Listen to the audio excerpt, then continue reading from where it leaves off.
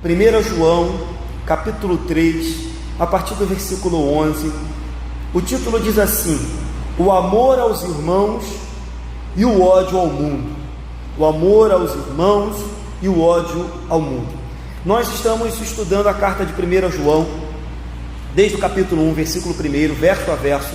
João já nos mostrou que aquele que não pratica justiça, que aquele que não ama o seu irmão, se assemelha a um filho do diabo. Ele disse isso no início do capítulo 3, e agora ele vai argumentar que, como evidência de que nascemos de novo e somos filhos de Deus, é obrigação do crente amar ao próximo.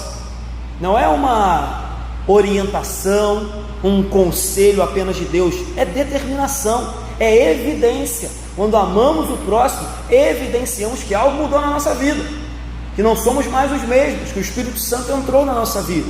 E aí, ele, claro, vai fazer um contraste entre o amor e o ódio, trazendo o exemplo da vida de Caim, mostrando que assim como Caim traz ao mundo o primeiro homicídio, e Caim, ele representa o ódio que o mundo tem, não só contra a igreja, mas até uns contra os outros.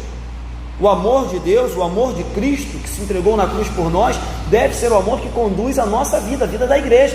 Se assim não for, de novo, algo está errado com aquilo que a gente chama de igreja. Se a gente não entende que é mandamento de Deus amar ao próximo e amar a Deus sobre todas as coisas, e que Jesus nos deu o maior exemplo de amor, nós distorcemos o sentido de igreja e nos tornamos uma seita ou apenas uma religião na qual fazemos parte. Então, versículo 11 e 12, vou ler o 11 e 12, depois eu continuo, diz assim: porque a mensagem que ouvistes desde o princípio é esta, que nos amemos uns aos outros, não segundo Caim, que era do maligno e assassinou a seu irmão. E por que assassinou? Porque as suas obras eram más e as de seu irmão justas. O texto começa nos lembrando que o amor é uma mensagem que os leitores dessa carta ouviram desde o princípio. Se você lembrar, desde o início do capítulo, desde o início da carta, João volta em algumas verdades, em alguns mandamentos, em alguns pilares da fé, e ele está voltando em algo que ele já falou. No capítulo 2, no versículo 7, ele disse: amados, não vos escrevo um novo mandamento, senão antigo, o qual desde o princípio tivestes. Este mandamento antigo é a palavra que ouvistes. Então aí ele vai seguir e vai dizer que devemos amar, andar na luz e odiar o pecado, nos afastar do pecado. Então ele está voltando num conceito que ele já tratou momentos anteriores, mas ele faz isso de propósito, para deixar isso firmado na nossa mente, de que o mandamento de amar ao próximo, de amar uns aos outros, é um mandamento antigo, ou seja, é uma mensagem apostólica, e não só apostólica, mas uma mensagem que remonta o Antigo Testamento. Deus sempre nos mandou, e sempre foi da vontade de Deus, que amássemos uns aos outros.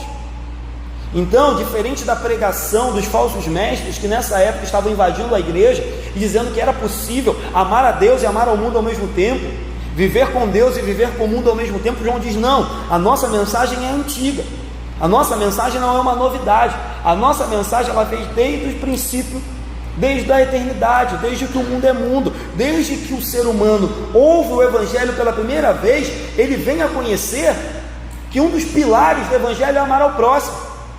Ele entende que isso é um mandamento fundamental do cristianismo, e não apenas um apêndice, não apenas algo que se der eu faço. Se der eu faço, eu tenho fé em Jesus, se der eu amo o próximo. Não, é um mandamento fundamental, é um pilar. E aí eu queria entrar num contexto, ou numa aplicação aqui rápida nos dias de hoje. Nós sabemos, irmãos, que existem exageros, erros, e eu sou um dos que mais, quando posso aqui, exponho erros da igreja evangélica, condeno erros da igreja evangélica, critico erros da igreja evangélica. Mas eu vou até fazer, eu vi um rapaz que fez isso esse dia no Facebook, eu vou até fazer essa semana, fazer uma enquete no Facebook. Mas eu queria aqui rapidamente, você não precisa responder, mas eu tenho quase certeza que ninguém aqui vai responder positivamente. Mas, irmãos, eu queria saber quando que foi que algum crente entrou numa igreja ou numa igreja sã, onde o pastor é coerente, é normal, se assim podemos dizer, e aprendeu a odiar o próximo. Quando que foi, irmãos? O dia que eu subi nesse púlpito, irmãos, e ensinar vocês a odiar o próximo, a ter preconceito, a perseguir alguém, a maltratar alguém, e mande embora dessa igreja, irmãos. Eu queria saber onde que foi. Primeiro, como crítica, porque eu vejo sim alguns cristãos, mas são raríssimas exceções, demonstrar raiva, ódio, preconceito contra as pessoas, contra outras pessoas. Mas na sua grande maioria, eu vejo a igreja ser acusada de algo que eu confesso, irmãos, eu tenho pouco tempo de igreja, eu tenho 10 anos de convertido, mas eu confesso, os que têm mais tempo que eu aqui poderão dizer, quando que entravam nessa igreja, ouviram de um outro pastor que pastoreou essa igreja, que a gente deve odiar alguém, que a gente deve perseguir alguém, maltratar alguém, fazer mal a alguém, dar na mesma moeda, que a gente deve rebater no mesmo nível das pessoas.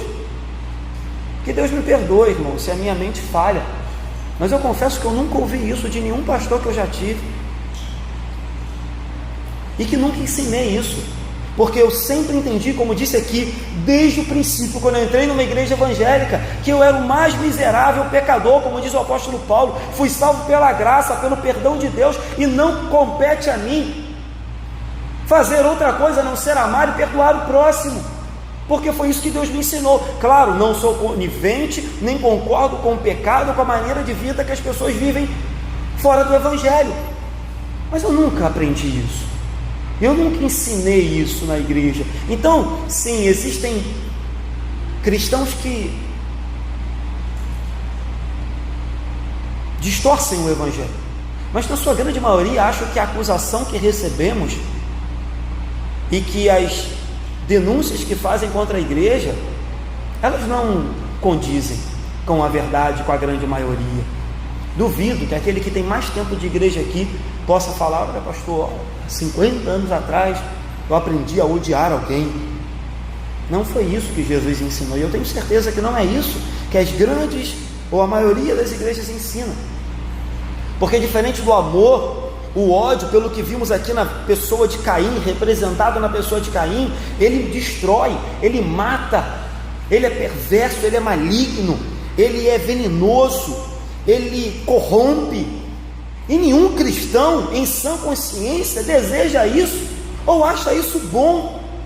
Pelo contrário, às vezes até por excesso, quando nós descobrimos o evangelho, a gente quer converter todo mundo, a gente quer salvar todo mundo, a gente fica meio maluco, fica meio fanático, meio bitolado, mas é o contrário, é por um desejo absurdo de amar as pessoas e querer que elas sintam o mesmo que a gente sente, o mesmo desejo, a mesma paz, o mesmo amor, o mesmo consolo, o mesmo conforto, o mesmo preenchimento de alma, a gente quer para as pessoas. Eu vejo justamente o contrário. É claro, às vezes a gente até se excede quando é novo convertido nessa busca por converter todo mundo, mas eu jamais vi um cristão movido pelo ódio. E se diz que é cristão e é movido pelo ódio, de novo, essa pessoa deve rever seus conceitos, porque ela não entendeu o evangelho, porque desde o princípio a mensagem que ouviste é esta, que amemos uns aos outros. Isso não muda, nunca mudou. Então o amor, e você percebe que, olha só, está subentendido, mas João não diz que Caim odiava, ele diz assim: amemos uns aos outros, não segundo Caim. Ele não diz não odeie, ele diz não ame segundo Caim, dando a entender que existe um amor sim que é falso, existe um amor que é dissimulado, existe um amor que é da boca para fora e não parte do coração regenerado. Existe um amor que ele varia de acordo com a circunstância. Se o tempo mudou, eu deixo de amar. Se a esposa mudou, eu paro de amar. Se o marido mudou, eu paro de amar. Se a igreja mudou, eu deixo de amar. Se o pastor mudou, eu deixo de amar. Não é esse amor que João está dizendo, mas existe esse amor, porque ele diz, não segundo Caim, que era do maligno. O caso não é que Caim se tornou do maligno porque matou seu irmão. Ele não diz assim, Caim se tornou do maligno porque matou seu irmão. Ele diz, Caim, que era do maligno e assassinou seu irmão, ou seja, ele já era. A maldade, o ódio, a perversidade, a ruindade já habitava no seu coração, e isso se tornou visível, se manifestou quando ele matou seu irmão. E aí João interpreta o texto, porque em Gênesis não fala isso. Mas João diz: por que matou? Faz uma pergunta e ele responde, talvez inspirado pelo Espírito Santo, né? Ele responde, ele diz: porque suas obras eram mais, e é de seu irmão justo. Então, o que motivou o ódio no coração de Caim para matar o seu irmão é que ele olhava para a sua vida, percebia que as suas obras eram más, em contrapartida olhava para o seu irmão, via que as dele eram justas, e isso criou nele uma inveja, um desejo contrário ao que deveria haver. Ele deveria abandonar as suas obras e imitar o do seu irmão, mas ele preferiu matá-lo.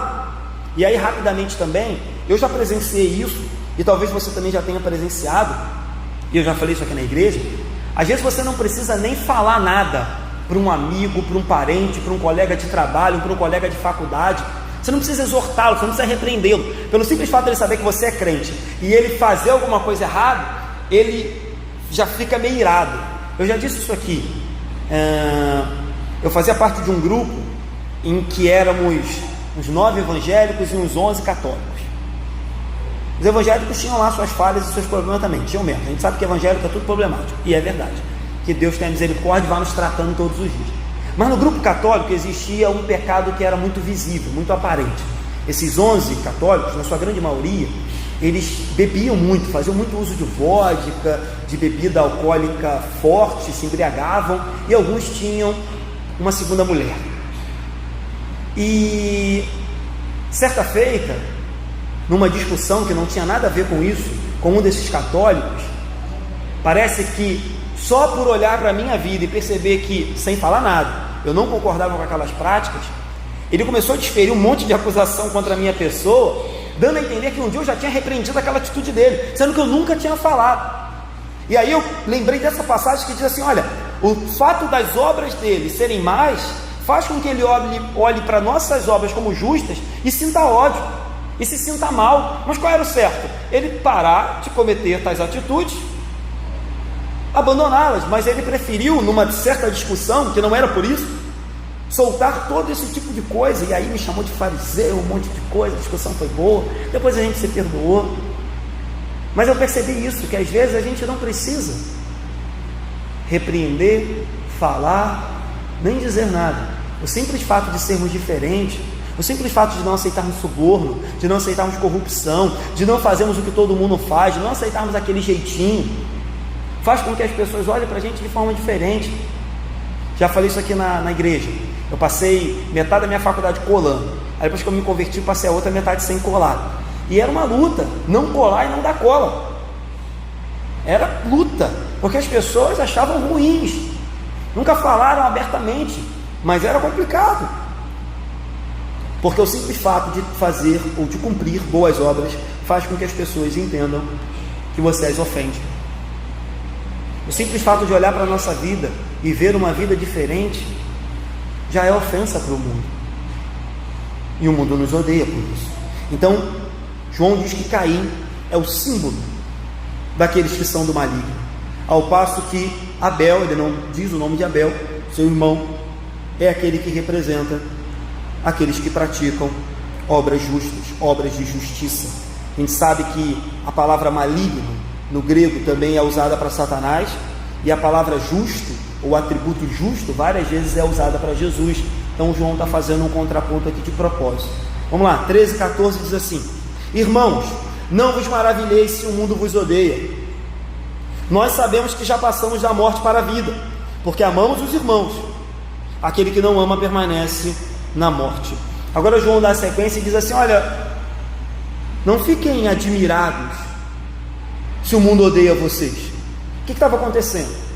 As pessoas estavam ouvindo o Evangelho, estavam vindo até Cristo, estavam vindo do amor a Deus, o amor ao próximo, de perdão, e estavam começando a colocar isso em prática. Então os cristãos ofereciam cuidados àqueles que precisavam, abençoavam viúvas, abençoavam os órfãos, abençoavam os enfermos, amavam, perdoavam, acolhiam aqueles que precisavam, estendiam o amor de Deus àqueles que estavam à sua volta. Em contrapartida, eles recebiam do mundo perseguição, então eles estavam um pouco assustados, maravilhados, eles estavam um pouco sem compreender. E aí João, de forma dura, ele diz: olha, não fiquem assustados, não se surpreendam, O mundo está cheio de descendentes de Caim. E se eles odiaram o Senhor Jesus, se eles crucificaram o Senhor Jesus, o que não farão conosco? Se eles foram capazes de matar o autor da vida, falávamos sobre isso sexta-feira lá na congregação de Cachoeirinha, se eles foram capazes de matar o autor da vida, quem somos nós para escaparmos do ódio do mundo, da perseguição do mundo e das investidas de Satanás sobre a nossa vida? Então João diz: irmãos, não vos maravilheis se o mundo vos odeia. Se você olhar a carta, na maioria das vezes João chama eles de filhinhos, de amados, mas agora ele coloca irmãos para mostrar que ele era um com eles e que ele também sofria a perseguição do mundo. João está se identificando João como um pastor inteligente, não aqueles pastores que se colocam acima da igreja e que se acham, sei lá, seres superiores. João diz: olha, vocês são meus irmãos, e eu sei que vocês estão passando porque eu já passei por isso, eu sei como é. Então João diz: não vos maravilheis se o mundo vos odeia. E se o mundo vos odeia aqui não é uma condicionante, tá? É porque, o se aqui está no contexto de porquê, é uma certeza. Não fiquem maravilhados, não fiquem espantados porque o mundo vos odeia. Ele está repetindo aqui, na verdade, você vê muita semelhança do Evangelho de João com a carta de João, né? Foi a mesma pessoa que escreveu. Então, João no capítulo 15, João diz que Jesus fala o seguinte, João 15, 18. Jesus diz: se o mundo vos odeia, sabei que primeiro do que a vós outros, me odiou a mim.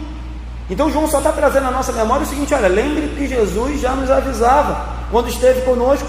Ele disse: olha, se o mundo odeia vocês, não é nada novo, não é porque vocês estão fazendo nada diferente. Sabei que primeiro do que odiar a vós outros, ele odiou a mim. E aí, de novo, deixe-me fazer uma aplicação aqui. É verdade, irmãos, que dentro do possível, nós como igreja devemos sempre buscar sermos o melhor possível para a nossa comunidade, para a nossa sociedade, para os nossos vizinhos.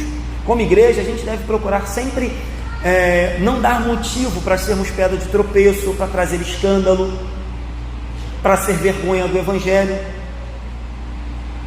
Mas é fato, irmãos, de que dificilmente uma igreja vai ser totalmente amada, ou um cristão vai ser totalmente amado e adorado pelo mundo, porque assim como o mundo odiou Jesus, ele vai odiar a igreja.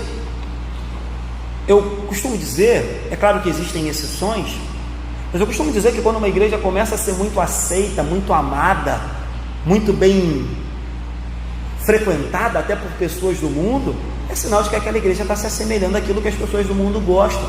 Logo, alguma coisa está errada com aquela igreja. Então, eu não estou dizendo aqui que a igreja deve ficar procurando problema, que a igreja deve ficar procurando ser odiada. Vamos arrumar uma treta aqui para a gente ser odiado pelo vizinho. Não, vamos botar o som bem alto para infernizar o vizinho até meia-noite. Não é isso, a gente deve procurar um bom convívio. Mas é fato de que ainda que a gente não faça nada para arrumar problema, mais cedo ou mais tarde o mundo sempre vai ter alguma coisa para nos acusar e nos perseguir. Então, quando a igreja é muito amada, muito bem vista, existem igrejas hoje, irmãos, e aí desculpe falar isso, não sei nem se é igreja, né? Não sei nem se eu posso chamar de igreja, em que o ecumenismo tomou conta tal maneira, que seus pastores frequentam passeatas, manifestações completamente contrárias à fé cristã, e trazem para dentro dos seus templos coisas completamente absurdas à fé cristã. E aí é fácil ser amado pelo mundo, é fácil. Então João diz: não fique assustado, porque o próprio Jesus já havia nos lembrado disso. E aí ele segue e diz assim: nós sabemos que passamos da morte para a vida, porque amamos irmãos. Aquele que não ama permanece na morte. João diz assim: olha, quando a gente chegou no Evangelho, quando a gente chegou na igreja, quando a gente ouviu o Evangelho pela primeira vez, nos foi dito que Jesus era Senhor, que Ele era Salvador, que Ele nos amou de tal maneira que deu a vida por nós, mas que tem um detalhe também, que nós estávamos mortos, e Ele nos tirou da morte que vivíamos e nos trouxe para a vida. Então João diz: nós sabemos que passamos da morte para a vida, porque o Evangelho nos diz isso, o Espírito Santo testifica isso no nosso coração. Mas aí João traz uma evidência, uma prova de como avaliar na vida das pessoas se elas são realmente novas criaturas. Ele diz: porque amamos os irmãos. Ele não diz: amamos os irmãos e assim fomos salvos. Ele não diz isso. Ele não diz que o amor aos irmãos é a causa da nossa salvação. Ele diz: não, nós fomos salvos, saímos da morte para a vida, e como consequência disso, nós amamos os nossos irmãos. Entende? Não dá para inverter as coisas, não dá para botar a carroça na frente dos bois. Não é, ame seu irmão e você vai ser salvo. Não é, ame a Deus sobre todas as coisas, confesse Jesus como Salvador, se arrependa dos seus pecados, e o amor ao próximo é consequência. Isso transborda do coração, gente. É claro que em algumas situações a gente tem que orar. Tem algumas pessoas que são difíceis, tem algumas pessoas que nos magoam, nos entristecem, mas no geral a gente ama de forma natural. A gente ama a pessoa que a gente nunca viu na vida. A pessoa entra ontem na igreja, começa a seguir junto com a gente, e daqui a pouco a gente já está se preocupando com os seus problemas, chorando quando ela chora, se alegrando quando ela se alegra. A gente já está preocupado, a gente já está ligando como vamos fazer hoje à tarde, a gente já está indo na casa visitar, a gente já está amando, porque é natural. O normal, não precisa que o pastor diga: olha, irmão, você tem que amar essa pessoa que chegou. O natural é que a gente ame, porque nasce, porque transborda, porque é fruto, porque o Espírito Santo nos impulsiona. E aí é uma outra incoerência das nossas igrejas, que seja tão necessário que hoje um pastor fale tanto de amor e perdão, quando na verdade isso deveria brotar do nosso coração. Isso talvez, irmãos, seja um alerta de que a cada ano, a cada década, a cada século que passa, o nosso coração tem se esfriado, a gente tem se afastado de Jesus. E quando eu digo a gente, eu estou falando de uma forma geral, me incluo nisso. Porque quando se torna necessário que o pastor constantemente diga: ame ao próximo, perdoe o irmão, seja misericordioso, seja compassivo, abençoe ao próximo, quando se torna necessário que o pastor fique repetindo isso, é porque a gente está se afastando de Jesus.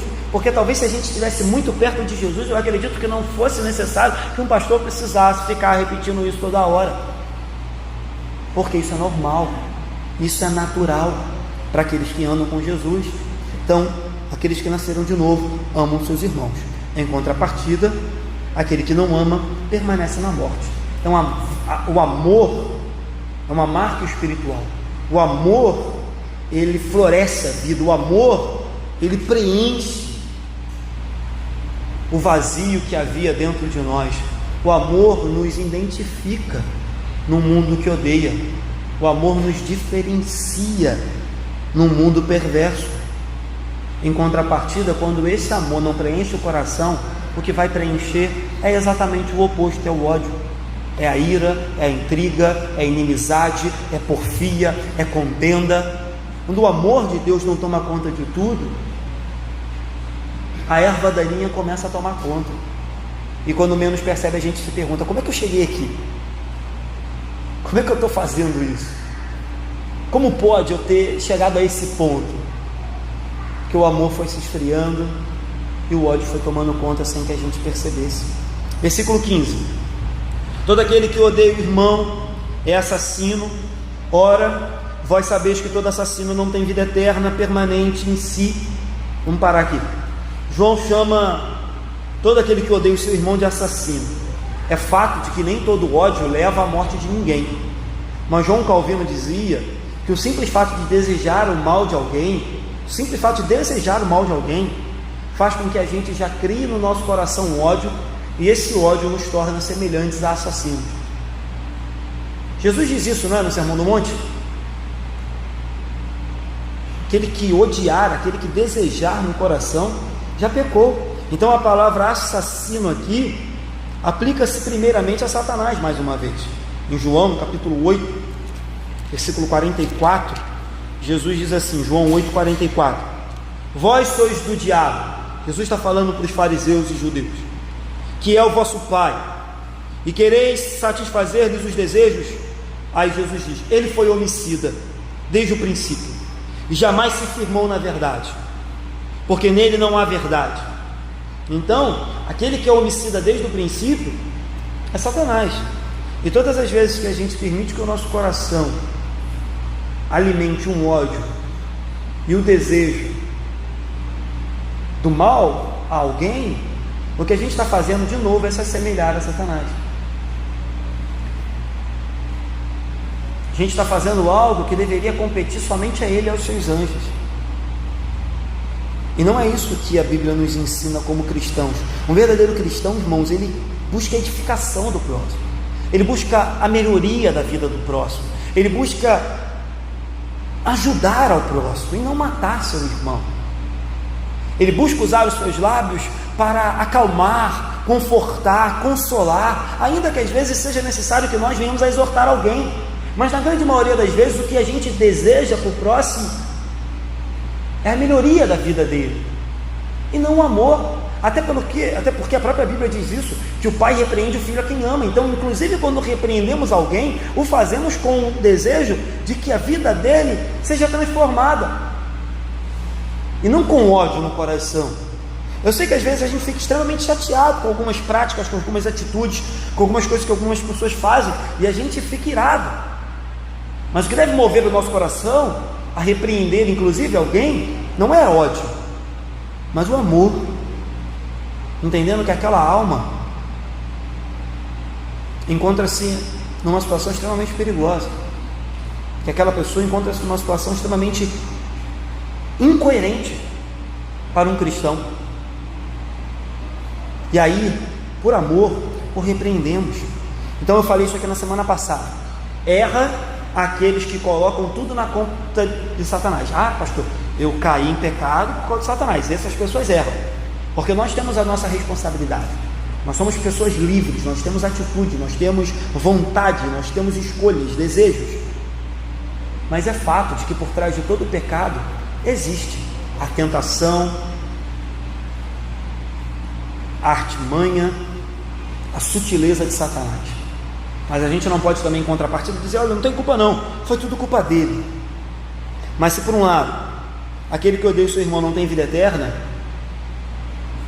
nós sabemos que temos uma vida eterna, nós temos certeza que temos a vida eterna, porque é isso que diz em João capítulo 3, versículo 36, logo após o versículo mais famoso da Bíblia, porque Deus amou o mundo de tal maneira. Em João 3,36, Jesus diz assim, João 3,36: por isso, quem crê no Filho tem a vida eterna, o que todavia se mantém rebelde contra o Filho não verá a vida, mas sobre ele permanece a ira de Deus. Então isso já era promessa de Jesus, nós sabemos que temos a vida eterna. Ah, pastor, então aquele que é homicida, aquele que odeia o seu irmão, está perdido, não tem jeito para ele? Claro que não. A Bíblia diz que todo aquele que confessar o seu pecado encontrará perdão em Jesus. A Bíblia diz que, o próprio livro de João diz, né: filhinhos, não pequeis, todavia se pecar, temos advogado junto ao Pai, Jesus Cristo justo. Ele diz: se dissermos que não temos pecado, fazemos-lo mentiroso. Contudo, se confessarmos os nossos pecados, Ele é fiel e justo para nos perdoar e nos purificar de toda injustiça. Então, até que se arrependa, sim, aquele que odeia o seu irmão, aquele que deseja ou já tirou a vida de alguém, não tem lugar no reino de Deus.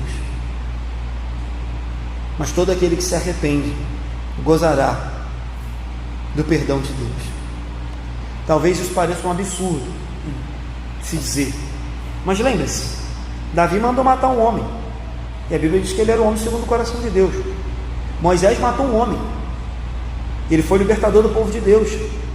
Tem um outro aqui agora que eu me esqueci, eu tinha lembrado de 3 nomes, esqueci de um terceiro, mas lembre-se dos 2.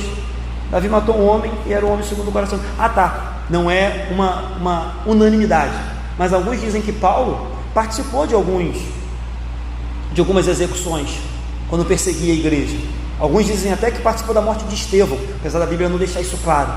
Mas você vê, nós temos aqui 3 rápidos exemplos: Davi, Moisés e Paulo, que diretamente estiveram ligados a um homicídio e ainda assim encontraram perdão. Então, falei isso na semana passada também, o nosso pecado não deve ser banalizado, mas o nosso pecado também não deve ser supervalorizado a ponto de ser colocado acima da graça de Deus e dizer: olha, agora acabou, hein? Agora não tem mais chance para você não, agora vai para o inferno, o diabo te carrega. Sempre há perdão, sempre há uma nova vida para aqueles que desejam se arrepender e confessar Jesus. 16. Nisto conhecemos o amor, que Cristo deu sua vida por nós, e devemos dar nossa vida pelos irmãos. Esse texto também é maravilhoso, irmãos. Esse texto é fantástico, porque João está falando de amor, de ódio, de morte, de vida, de perdão. E aí ele diz assim: tudo isso é abstrato, tudo isso é algo imaginário. O amor, o ódio, esses são sentimentos. Mas aí ele diz: não, mas nós conhecemos o amor. E não é o amor entre homem e mulher, entre filho e pai, entre irmão e irmã, entre irmãos de igreja. Ele diz: não, nós conhecemos. O amor do cristianismo, ele tem nome. O amor do evangelho, ele se fez carne. O amor de Deus é diferente de todos os outros amores, como eu falei no início, porque ele habitou entre nós. Nisto conhecemos o amor.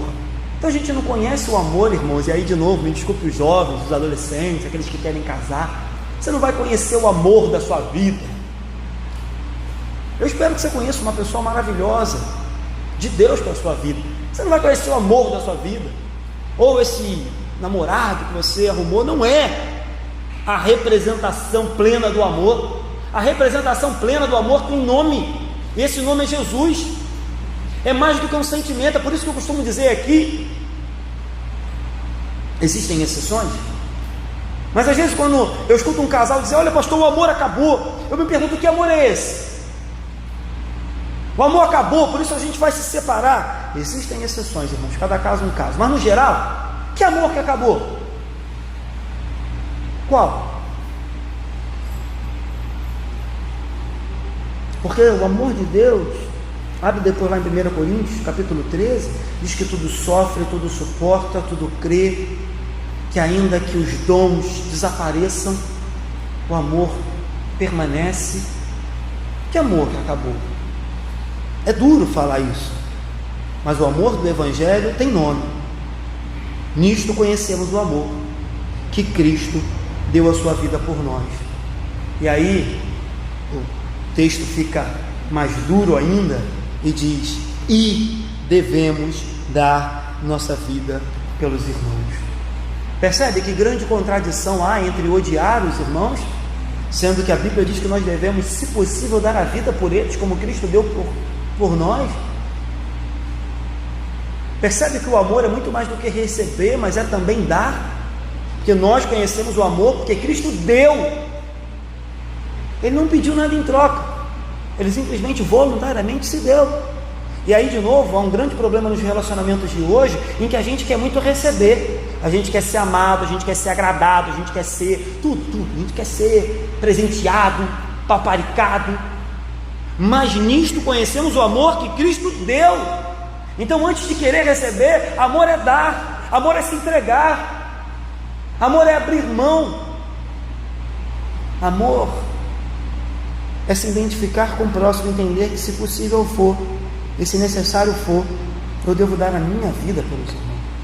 É claro que ninguém pode morrer pelo próximo como Cristo morreu, para pagar pelos pecados, mas nós podemos dar a nossa vida no sentido de amar, de cuidar, de servir, de se preocupar. Isso é dar a vida pelo irmão, de forma alegórica, simbólica. Mas uma coisa é fato: não há espaço para rancor, para ódio, para inimizade. Não há espaço, porque o amor de Deus nos chama a amar de forma incondicional, e, se necessário, morrer por aqueles que amamos. E aí o 17, vou terminar aqui no 17. Ora, aquele que possuir recursos deste mundo e vir a seu irmão padecer necessidade e fechar-lhe o coração, como pode permanecer nele o amor de Deus? E aí João traz um exemplo prático. É como se João estivesse dizendo assim: olha, talvez naquela época fosse até comum que um cristão morresse por outro, porque a perseguição ainda era muito dura naquela época. Mas talvez hoje, no nosso contexto de Brasil, dificilmente vão pedir que você morra por alguém. Talvez na igreja perseguida, na Nigéria, na China, na Coreia, seja necessário que um irmão morra por outro, mas aqui no nosso meio isso não vai existir, muito difícil. E aí João dá um exemplo, diz: olha só, ainda que vocês não deem a vida pelo próximo, existe algo prático que vocês podem fazer.